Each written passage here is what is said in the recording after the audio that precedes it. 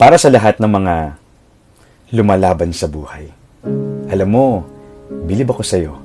Kasi kahit hirap na hirap ka na, ipinapakita mo pa rin kaya mo pa. Kasi ayaw mo silang mag-alala. Kasi may pangarap ka. Kasi gusto mong patunayang may ibubuga ka pa. Tuloy, doon mo nakikitang mas nakakapagod pala. Mas nakakapagod palang itagong may mga araw na nanghihina ka. Mas nakakapagod palang ilihim na kailangan mo na ng makakasama. Mas nakakapagod palang itangging kailangan mo lang ng kahit isang taong magsasabi sa iyo na kaya mo yan, magpatuloy ka. One realization that changed the way I deal with my battles. I don't fight alone. I fight in faith. I fight with my God. Why? Because in our weakness, He is our strength. In our doubt, He is our guide. And in our heartbreak, He is our breakthrough.